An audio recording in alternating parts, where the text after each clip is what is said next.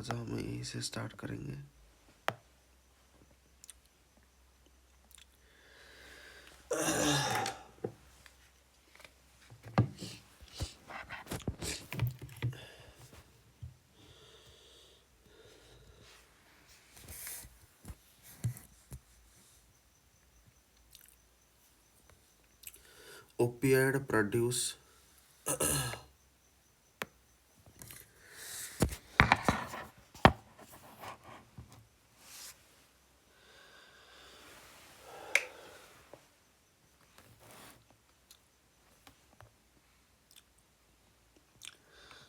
Opioid produce analgesia by its action in the CNS. They activate pain inhibitory neuron and directly inhibit pain transmission neuron. Most of the commercially available opioid analgesic act at the same opioid receptor, that is mu receptor, differing mainly in the potency, speed of onset, duration of action, and optimal route of administration. Some side effects are due to accumulation of non-opioid metabolites that are unique to individual drug. One striking example of this is normeperidine, a metabolite of meperidine. At a higher dose of meperidine, typically greater than 1 gram per day, accumulation of normeperidine can produce hyperexcitability and seizure that are not reversible with naloxone. Normeperidine accumulation is increased in patients with renal failure. The most rapid pain relief is obtained by intravenous administration of opioid. Relief with oral administration is significantly slower because of the potential of respiratory depression. Patients with any form of respiratory compromise must be kept under close observation following opioid administration. An oxygen saturation monitor may be useful, but only in a setting where the monitor is under constant surveillance. Opioid induced respiratory depression is primarily manifest as a reduction in respiratory rate and is typically accompanied by sedation. A fall in oxygen saturation represents a critical level of respiratory depression and the need for immediate intervention to prevent life-threatening hypoxemia. Newer monitoring devices that incorporate capnography or pharyngeal airflow can detect apnea at the point of onset and are now commonly used in hospitalized patients. Ventilator assistance should be maintained until the opioid induced respiratory depression has resolved. The opioid antagonist naloxone should be readily available whenever opioids are used at high doses or in patients with compromised pulmonary function. Opioids' effects are dose related and there is a great variability among patients in the dose that relieve pain and produce side effect. Synergistic respiratory depression is common when opioids are administered with other CNS depressant.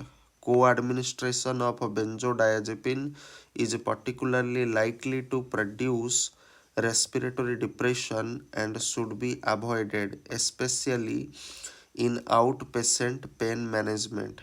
Because of this variability in patient response, initiation of therapy requires titration to optimal dose and interval. The most important principle is to provide adequate pain relief. This requires determining whether the drug has adequately relieved the pain and a timely reassessment to determine the optimal interval for dosing. The most common error made by physician in the managing severe pain with opioids is to prescribe an inadequate dose. Because many patients are reluctant to complain, this practice leads to needless suffering. In the absence of sedation at the expected time of, of peak effect, a physician should not hesitate to repeat the initial dose to achieve satisfactory pain relief. A now standard approach to the problem of achieving adequate pain relief is the use of patient controlled analgesia. Patient controlled analgesia use a microprocessor controlled infusion device that can deliver a baseline continuous dose of an opioid drug as well as pre-programmed additional doses whenever the patient pushes a button. The patient can then titrate the dose to the optimal level. This approach is used most extensively for the management of post-operative pain. But there is no reason it should not be used for any hospitalized patient with persistent severe pain. Patient controlled analgesia is also used for short term home care of a patient with intractable pain, such as that caused by metastatic cancer. It is important to understand that the patient controlled analgesia device delivers small repeated dose to maintain pain relief. In patient with severe pain, the pain must first be brought under control with a loading dose before transitioning to the PCA device. The bolus dose of the drug, typically 1 mg of morphine, 0.2 mg of hydromorphone, or 10 microgram of fentanyl, can then be delivered repeatedly as needed. To prevent overdosing, patient control analgesia devices are programmed with a lockout period after each demand dose is delivered, typically starting at 10 minutes, and a limit on the total dose delivered per hour. Although some have advocated the use of simultaneous, continuous, or basal infusion of a patient controlled analgesia drug, this may increase the risk of respiratory depression and has not been shown to increase the overall efficacy of the technique. The availability of a new route of administration has extended the usefulness of opioid analgesic. Most important is the availability of a spinal administration. Opioid can be infused through a spinal catheter placed either intrathecally or epidurally. By applying opioids directly to the spinal or epidural space adjacent to the spinal cord, regional analgesia can be obtained using relatively low total doses. Indeed, the dose required to produce effective analgesia when using morphine intrathecally, that is 0.1 से लेकर के 0.3 mg, is a fraction of that required to produce similar analgesia when administered intravenously, that is 5 to 10 mg. In this way, the side effects such as sedation, nausea, and respiratory depression can be minimized. This approach has been used extensively during labor and delivery and for the post-operative pain relief following surgical procedure. Continuous intrathecal delivery via implanted spinal drug delivery system is now commonly used, particularly for the treatment of cancer-related pain that would require sedating dose for adequate pain control if given systemically. Opioids can also be given intranasally, that is butorphanol, rectally, and transdermally, that is fentanyl and buprenorphine, or through the oral mucosa, that is fentanyl, thus avoiding the discomfort or frequent injection in patients who cannot be given oral medication. The fentanyl and buprenorphine transdermal patches have the advantages of providing steady plasma level, which may improve patient comfort.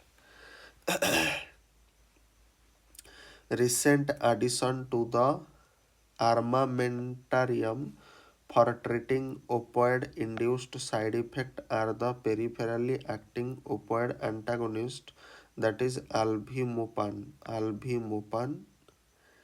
entereg, and methyl naltrexone.